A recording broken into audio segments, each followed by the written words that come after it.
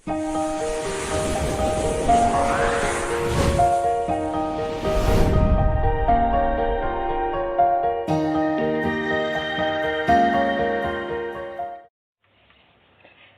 दोस्तों, physics world में आप सभी का स्वागत है। आज हम लोग कक्षा 12 के फिजिक्स का पहला चैप्टर पढ़ेंगे, जिसका नाम है वैद्युत आवेश और वैद्युत क्षेत्र। ठीक, जिसमें हमारा पहला हेडिंग है विद्युत आवेश। विद्युत आवेश कहते किसे हैं? जब किसी पदार्थ में घर्षण द्वारा किसी वस्तु को अपनी ओर आकर्षित या प्रतिकर्षित करने का गुण प्राप्त होता है तो उसे हम क्या कहते हैं? आवेश कहते हैं। परंतु जब यह प्रक्रिया विद्युत में होती है तो वह विद्युत आवेश कहलाता है। ठीक, देखिए, विद्युत आवेश बराबर होता है आवेशों की संख्या गुणे इलेक्ट्रॉन का आवेश, अर्थात Q बराबर N इंटू E। ठीक, जिसके आधार पर आपका एक प्रश्न आता है, वो प्रश्न होता है हमारा, 1 कूलम आवेश बराबर कितने इलेक्ट्रॉन प्रवाहित किए जाते हैं? 1 कूलम आवेश में कितने इलेक्ट्रॉन प्रवाहित किए जाते हैं, अर्थात 1 कूलम। देखिए, सबसे इम्पोर्टेंट टॉपिक यह है कि 1 कूलम, तो कूलम किसका मात्रक? हमारा आवेश का। ये हमारा आवेश का यूनिट है। ठीक है, अब आवेश का यूनिट है तो अब इसके आधार पर अगर हम करेंगे तो Q की वैल्यू 1 हो गई, और किस मतलब पूछ रहा है इलेक्ट्रॉन कितने, मतलब इलेक्ट्रॉनों की क्या पूछ रहा है? संख्या पूछ रहा है। तो N बराबर क्वेश्चन मार्क E बराबर 1.6 गुणे 10 घाते -19 कूलम। ठीक, अब इसकी वैल्यू रखेंगे किसमें? Q बराबर N इंटू ई में। तो जब Q बराबर N इंटू ई में वैल्यू रखेंगे तो 1 बराबर N गुणे 1.6 गुणे 10 घाते -19। ठीक, अब ये यहाँ पे आ जाएगा, तो जब यहाँ पर आ जाएगा तो N बराबर हो जाएगा ये चीज। अब उसके आधार पर अगर हम करेंगे, ठीक, तो अब देखिए हमको क्या मिल जाएगा। ये जब इसके नीचे आ जाएगा तो यह 10 to power 1.6 into 10 to power -19। अब ये कहाँ चला जाएगा? ऊपर। अब 19 जब ऊपर जाएगा तो यहाँ से हो जाएगा 1 गुणे 10 घाते 19 बटे 1.6, और ऊपर जाने के बाद यह माइनस है तो प्लस हो जाएगा। ठीक, ये N बराबर हो गया। अब N बराबर यह मिल गया। अब इसका दशमलव हटाने के लिए जितने अंक पे दशमलव होता है उतने का गुणा करता था। 10 एक अंक पे दशमलव 10 का, 2 अंक पे होता तो 100 का, 3 अंक पे होता तो 1000 का। ठीक है, अब यहाँ पर गुणा करने के बाद नीचे का दशमलव हम लोग समाप्त कर लिए, तो देखिए हमको ये मिल गया। अब ये मिलने के बाद इसको हमने क्या किया? 2 से डिवाइड कर दिया। तो 2 से डिवाइड करने के बाद हमको क्या मिला? हमें मिल गया कि N बराबर 5/8 इंटू 10 टू पावर 19। ठीक, अब यहाँ से जब इसको डिवाइड करेंगे तो देखिए हमारा मिल जाएगा 5/8। अब 8 से डिवाइड करेंगे इसको तो नहीं जाएगा, दशमलव बढ़ा के 0 उतारेंगे तो 8 छक 48, ये हो गया। अब उसके बाद हमारा बचा कितना? 2, फिर 0 बढ़ा के 0 उतारेंगे, यहाँ पर 2 बार जाएगा, 8 दूनी 16, फिर कितना? 4, फिर 5 बार जाएगा तो 8 पंजे 40। ठीक, ये पूरा पूरा कट गया। अब यहाँ से पूरा कटने के बाद अब देखिए हमको क्या मिल जाएगा। N बराबर 0.625 इंटू 10 टू पावर 19। अब सार्थक अंक का नियम क्या कहता है? उसके 4 रूल है। चारों रूल में कहता है कि जो दशमलव अगर किसी भी नंबर के बाद पहले है तो यह क्या करेंगे? दशमलव उसके बाद कर देंगे। कब? जब दशमलव 0.623 अर्थात 3 अंक के बाद हो, यानी दशमलव के बाद 3 अंक होना चाहिए। ठीक, अब उसके बाद हमारा N बराबर हो जाएगा 6.2 इंटू 10 टू पावर 18, एक इसमें से कम हो जाएगा। ठीक है, अब कम होने के बाद अब इसको हम क्या करेंगे? जैसे इसी आधार पर एक और क्वेश्चन ले लेते हैं हम लोग। वो क्वेश्चन क्या ले लेंगे?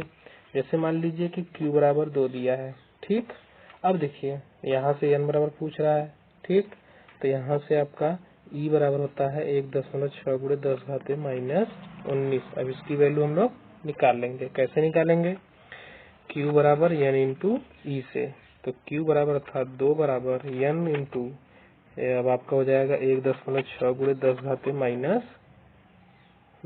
माइनस कितना हो जाएगा? 19 हो जाएगा। ठीक है, अब यहाँ से जब हम इसको हल करेंगे तो देखिए क्या मिल जाएगा फिर हमको। ये हो जाएगा 2/1.6 गुणे 10 घाते -19 बराबर किसके? N के। ये फिर जाएगा ऊपर, तो जब ये ऊपर चला जाएगा तो क्या मिल जाएगा हमको? 2 गुणे 10 घाते प्लस 19 बटे 1.6। ठीक, और ये किसके बराबर हो जाएगा आपका n के बराबर। अब यहाँ से डिवाइड करेंगे कब, जब इसको दशमलव हटा लेंगे तब। जब इसका हम दशमलव हटाएंगे तो देखिए हमको क्या मिल जाएगा आपका 2 इंटू 10 टू पावर 19 बटे 1.6। कितने अंक पे 10 का गुणा, 10 का भाग दे देंगे तो हमारा किसके बराबर हो जाएगा n के। तो देखिए 10 का जब इसमें गुणा करेंगे तो ये हो जाएगा ऊपर 20 बटे कितना हो जाएगा 16 गुणे 10 घाते प्लस 19। ठीक, ये किसके बराबर मिलेगा हमको n के।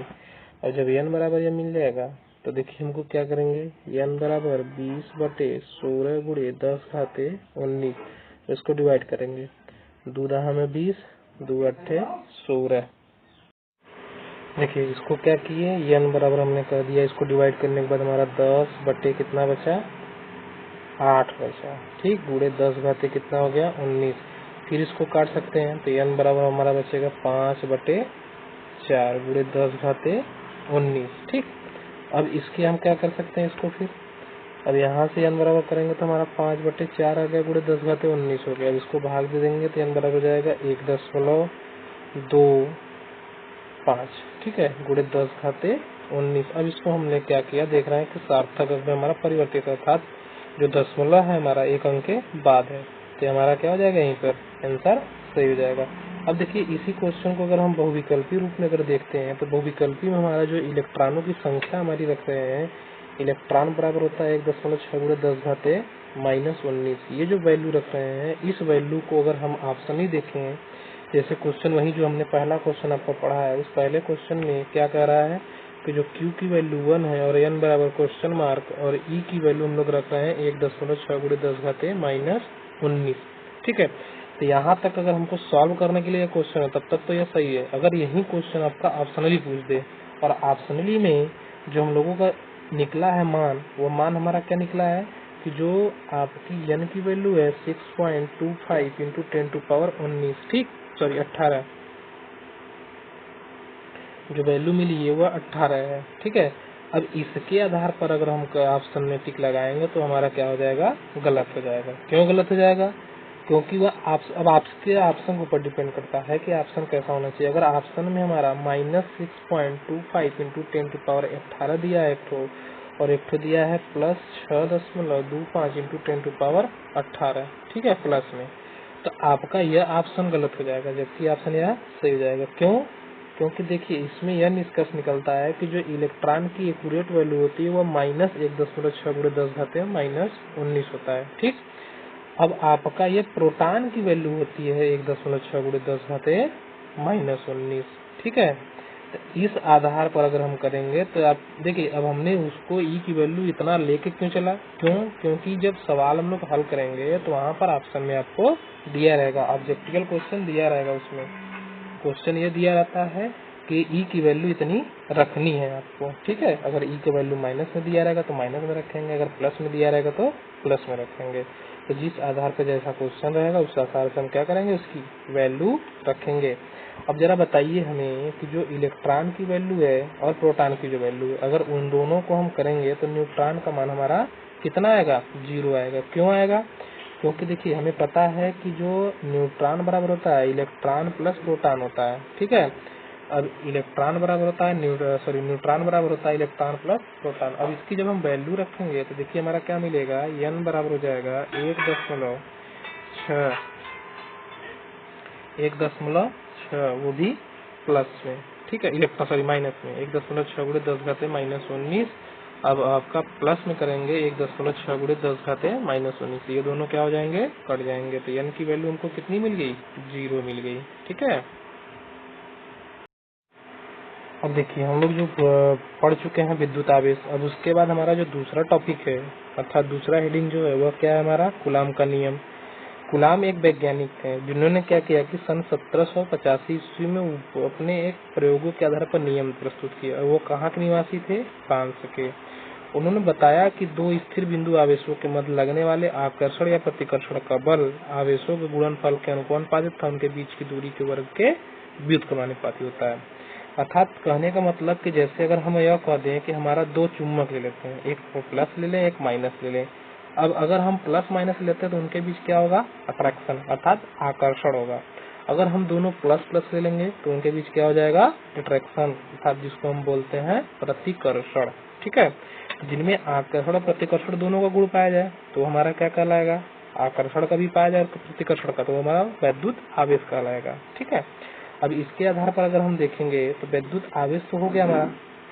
अब जो वैज्ञानिक उन्होंने क्या किया कि इसके उत्पादन किए, उसकी उत्पत्ति किए हैं। उत्पत्ति किए उन्होंने बताया है कि अगर हम दो आवेश ले लेते हैं, एक क्यू ले लें एक क्यू नॉट ले लें, अर्थात जिसको हम मूल अवस्था में कहते हैं। क्यू नॉट मतलब स्टार्टिंग स्टेट।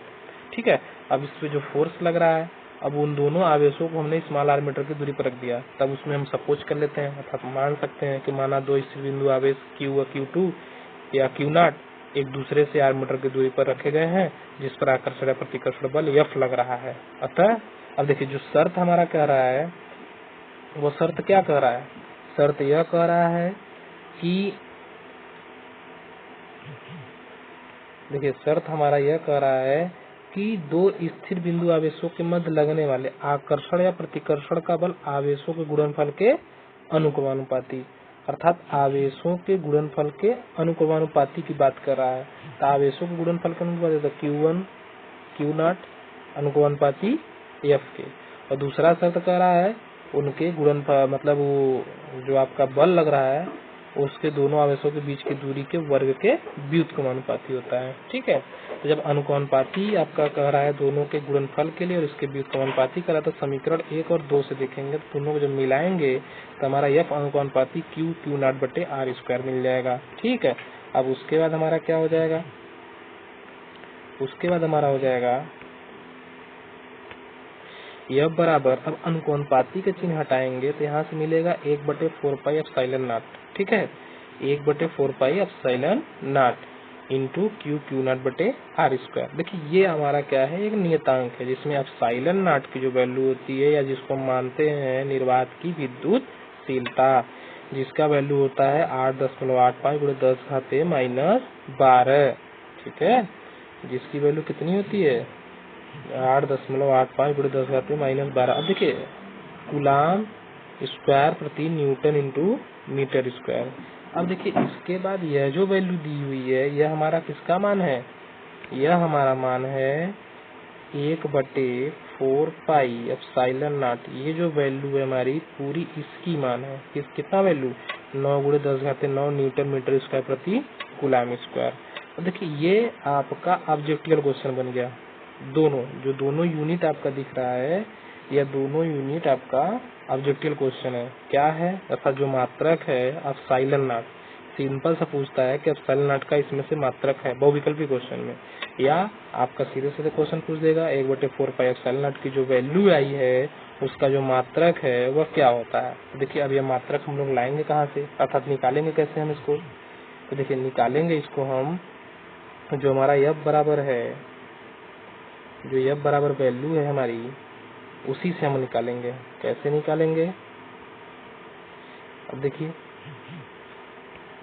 यहाँ से जो वैल्यू है हमारी ये इसी से F का है बल का मात्रक न्यूटन बराबर 1/4 पाई एप्सिलॉन नॉट और कूलाम का स्क्वायर, ये आवेश हमारा, और नीचे मीटर का स्क्वायर। अब ये दोनों वैल्यू हमारी कहाँ हो जाएंगी, इसके नीचे चले जाएंगी, अर्थात तो हमारा मान क्या हो जाएगा न्यूटन प्रति कूलाम स्क्वायर प्रति मीटर स्क्वायर। ठीक है, अब ये मीटर स्क्वायर कहाँ चला जाएगा ऊपर, तो देखिए हमारा क्या बन जाएगा हमारा न्यूटन मीटर स्क्वायर प्रति कूलाम स्क्वायर, किसकी वैल्यू 1/4 पाई एप्सिलॉन नॉट का मान। अब देखिए अगर एप्सिलॉन नॉट को हम यहाँ कर देंगे और ये मान हम सीधे उलट देंगे यहाँ पर, यह किसकी वैल्यू हो जाएगी, अर्थात एप्सिलॉन नॉट बराबर हो जाएगा हमारा मात्रक कूलाम का स्क्वायर बटे न्यूटन मीटर स्क्वायर। ये दोनों मात्रक समझ में आए।